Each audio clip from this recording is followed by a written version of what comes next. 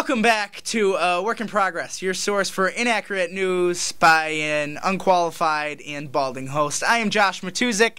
Today's guest is District Attorney candidate Eric Schiener. Or Schiener. I think it's Schiener. Anyway, without further ado, let's get to it. In District Attorney news, Eric Schiener, I don't know, I'm confused, was officially nominated by the Livingston County Republican Committee over Steve Sessler after tying with him God knows how many times. Yeah, rumor has it, once it was announced who won, Eric was chased out of the building by a very angry Steve. For the record, Steve was Tom, Eric was Jerry. The Yorktown Board has voted on whether to allow or not allow a one-year moratorium on hydrofracking in their town. In a split 3-2 vote, they opted to reject the one-year moratorium, leaving many locals worried and upset.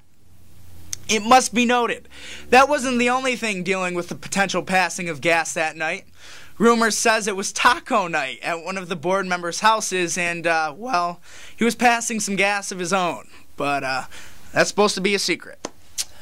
Moving on, 13 eateries in Livingston County are participating in the new Dine in Livingston program that rewards diners with a $2 voucher each time they eat at a participating restaurant. Some of these eateries include the Avon Inn, the Caledonia Village Inn, the American Hotel, and of course many, many more. This sounded way more interesting when I first read it, but that might have been the sex on the beaches talking. Anyway, please support these restaurants. They're all good. They're all worth it, and you should participate in the Dine in Livingston. It's going to be sweet. A high-speed police chase occurred Monday evening, which started on I-390 South and ended in the village of Dansville. Sources say the suspect was driving recklessly in a red pickup truck, but eventually ditched the vehicle and fled by foot. This sounds like a movie pitch. Harrison Ford stars in The Fugitive 2, Dirty, Dirty Devil. If you have any ideas on who this suspect might be, please call 911 immediately. Finally, in NFL action, the Buffalo Bills traveled over 3,000 miles away to take on, the San Francisco 49ers, where they lost by a brutal score of 45-3. On the bright side, at least the 49ers were good sports and sent each Bills player home with their personal case of rice-a-roni. Why do I do the things I do? We're going to take a quick break, but when we come back, Mr. Eric Schiener will be back with us. Stay tuned.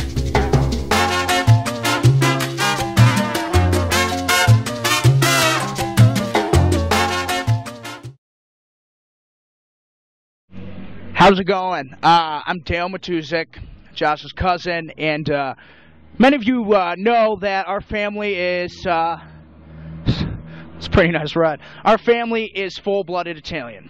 And with this Italian holiday, the biggest Italian holiday this past Monday, Columbus Day, we're going to ask these locals, many of them hippies, about who they think discovered this land first. And we know who it was. It was Chris. Okay? We're going to stomp this other crap, this Native American crap, all right? So let's go take a look.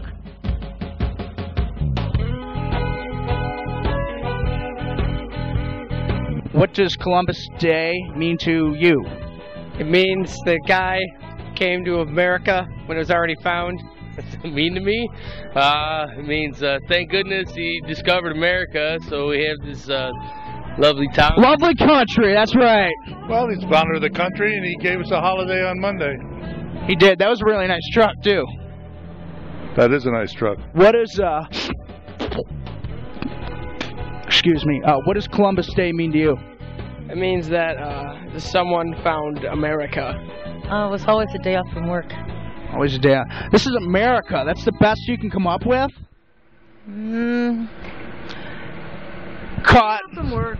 Day off from caught. I think Leif Erikson should get a holiday. Leif Erikson. Yeah. That was a pretty good impression. I know. I think that was a good impression. Like that. Thank you. It's a day where a guy got the credit for finding America when he really didn't. Ooh. Well, anyway, we got America out of it, didn't we? So, it's pretty sweet, I guess. Yeah. Go Longhorns. Go Longhorns. And go Dale Jarrett, too. Yeah. America. Yeah. Say it like me. America. America. Thank you.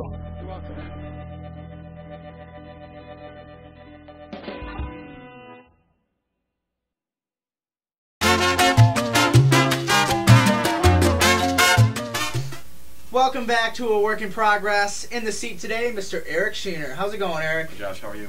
Doing all right. So I must say, you're the first politician we've had on the show since the first episode with Richard Burke. And you're good buddies with Richard. Absolutely. We've been friends for years, long before we were running as the endorsed candidates this summer. Right. And tell us a little bit about what it was like working with Richard, because I know Richard personally, really funny guy. He's got a great family. What was it like with him? He's very funny, and well, his top hat just reeks humor. The mayor with the top hat alone gets him points. But Absolutely. you know, he's a hilarious guy and an excellent first choice for your show. You know, I watched that first show and I'm thinking, you know, this is like if I was watching Letterman's morning show. Well, you know? thank you. I'm not exactly David Letterman, but I don't get paid like he does, at least. I wish I did, but you know, that's for Josh Williams to decide. So. Richard was a great friend, and like I said, we were friends long before this campaign season. Right. And I appreciate all of his support and work. So knowledgeable, Richard.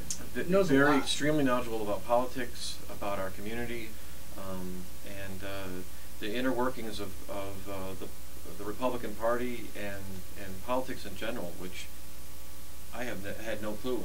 Yeah. I mean, I couldn't be in politics as an ADA. I was an ADA for 12 and a half years. Could not be part of the political process. Yeah. So I'm a complete political novice. So I needed help from people like Richard in the community to kind of guide me and show me the way. Right. And I know, unfortunately, Richard didn't beat No J here. But I still consider Richard as sort of a powerhouse. He just, at least intellectually, he knows so much about so many things. If you catch my drift. Absolutely, he's an expert on a lot of things, and you know, an excellent source of a reference source for so many things about our community.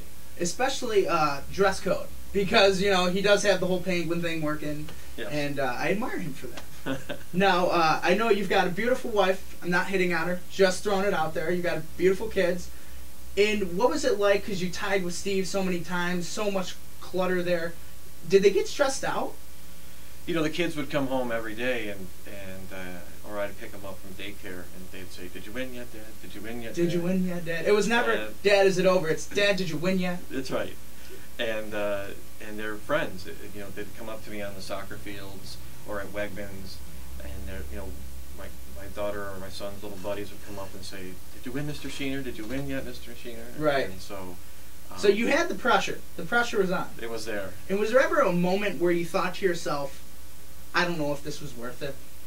Because you know, this is the first time in, I don't know, probably ever we've had this. The odds of tying are so unlikely. I just want to know, inside your head, I know Steve must have thought the same thing. Was there ever a point where you thought, "I don't know about this"? You know, I've been asked that before, and I can honestly say I did not question why I got into this. Right. Not 1 minute. It was exciting and all new, and so I honestly did not hesitate 1 minute to say that I'm glad I was in this race and continued on. Right, and well, I guess that's what makes a good candidate, is someone that's confident the whole way through. Because if you're not, then why are you running? So, and Eric, you grew up about an hour away. If I'm correct, you went to Pioneer High School. Explain a little bit about your life growing up. I grew up in a small farming community called Sardinia. Okay. About 1,200 people. Very similar to a lot of the small towns here in Livingston County. Right. You know, to go to the big town, we had to go to Arcade or Springville, and you know you've made it if you go to Arcade. If you make it in Arcade, you're the big deal. You're a huge deal. And Arcade is very similar to Geneseo and Livonia and Avon. Mm-hmm. You know, very similar size, similar main streets, similar building structure. You know, it's everything. Yeah. In Pioneer, if I'm correct, big wrestling high school. Huge wrestling school. Our gym is full of banners of individuals who won state titles and went on to college titles. Maybe you and Steve got to have a wrestling match, and we can put on the old singlets. Wow, I don't have a singlet because I play basketball. we had a couple good years in basketball while I was there too, though. Yeah, I know Pioneer is kind of an athletic powerhouse. And you mentioned you went to St. John Fisher for undergraduate work. That's correct. I was recruited to play basketball there, in fact. Really? Did you play for Schiener? I did not. Okay, because I know he's the coach now. No, it was Bob Ward at the time. He had recruited me. Did not end up playing. Fell in love with the school, though, and very proud alumni. St. John Fisher, proud to be a Cardinal, baby. That's right. Newton Hall, October 24th. Got a big debate coming. Excited for it, Eric? Oh, absolutely. Any way I can show that I believe I'm the best candidate for this office, and to be able to separate myself from Mr. Sessler and Mr. McCaffrey, I welcome that with open arms. Yeah. Well, I know that they're both excited, so it's going to be. I think it's going to be a lot of fun. You guys are all going to be up there talking amongst each other. I'll be there wearing my work in progress shirt, bright yellow. You'll be able to find me in the crowd.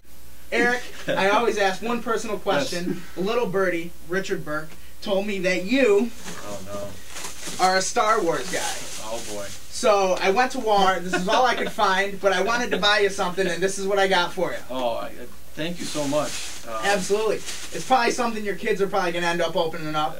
This has Willie's name all over it. All right, well, Willie, if you're watching, I bought this for you, buddy. Hey, buddy, it's coming home. Eric, I want to thank you for coming in here. Thanks. Appreciate it. I wish you all the luck October 24th at the debate and moving forward, and wish you the best of luck. Thank you so much. Thanks for having me. Yeah, we'll be back next week in the Sun studio. Stay tuned.